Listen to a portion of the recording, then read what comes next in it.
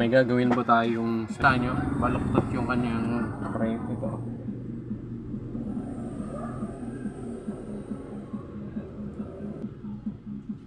Ito ang kanyang baluktot na talaga. Hindi straight. Una-una tatanggalin natin itong back casing niya. Tuwid natin mamaya kung kaya natin ituwid.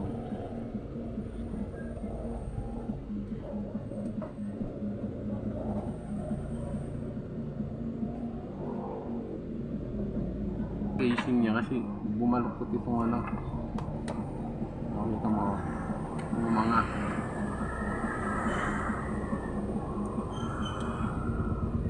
tanggalin natin ito.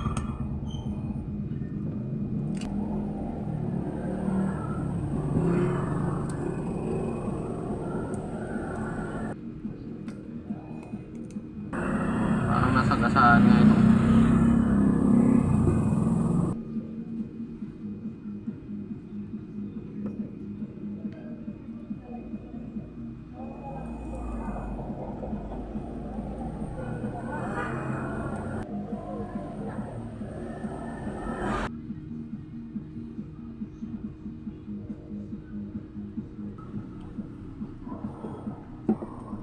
Wala na sa ano, hulog.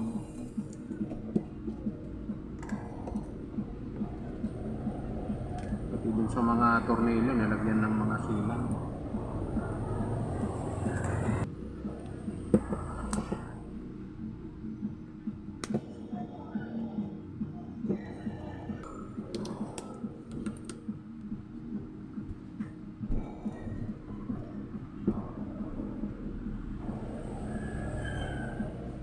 Ayan.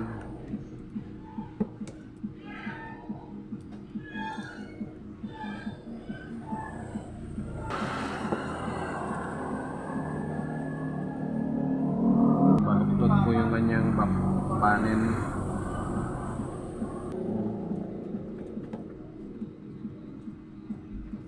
Maging itong battery ano.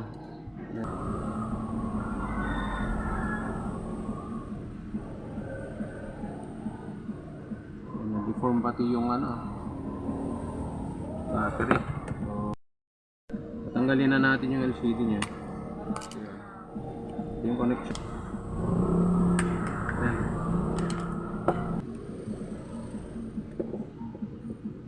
Kita nyo yan guys.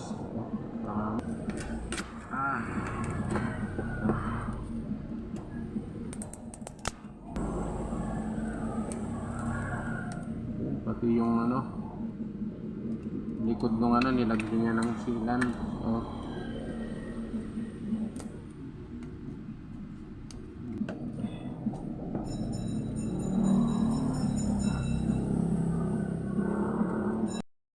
Bali pala itong nagasaan ko.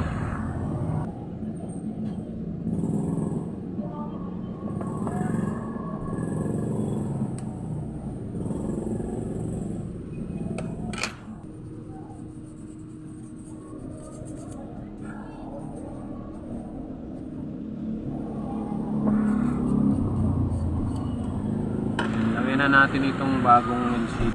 Yan, install natin ganyan.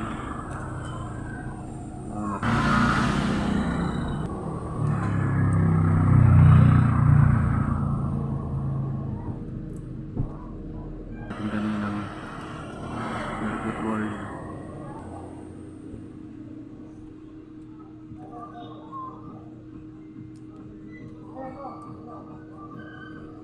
Ulit natin itong kanyang CD.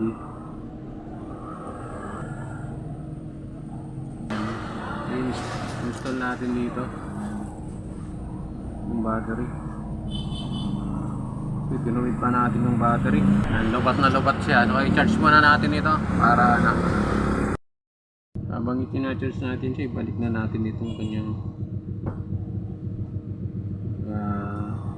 pakit mo. Ayan, gana natin. Ayan, may 2% na siya. Subukan natin i-power on. So, ayos yung nabuli natin maayos naman yung kanyang touch. So, i-fix na natin to. Check lang ninyo yung mga kung may nakatakip dyan sa may LCD. Katulad nito, meron. Yan, tanggalin nyo po yan kasi kapag hindi tinanggal yan, yung camera niya lalabo. Magiging kulay blue. Yan, tanggal na siya. Pati rin dito, itong tanggalin nyo to.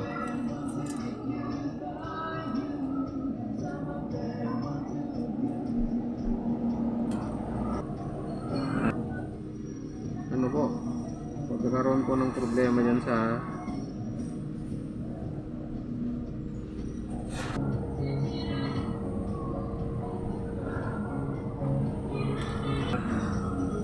yung ilaw.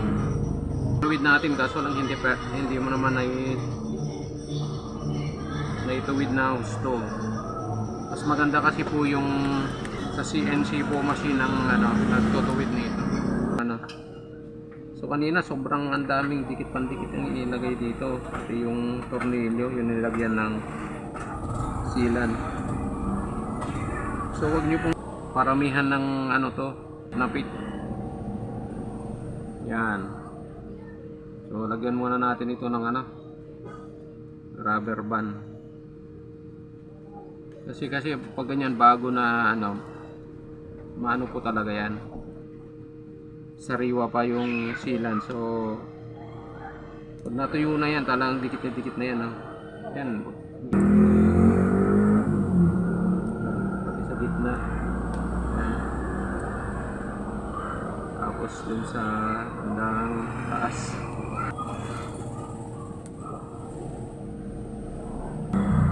Yan.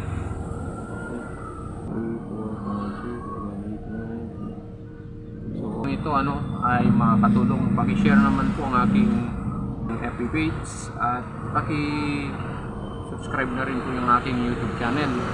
Po yung notification bell para sa ganon kapag may bago po akong video na i-upload ay manonotify po kayo.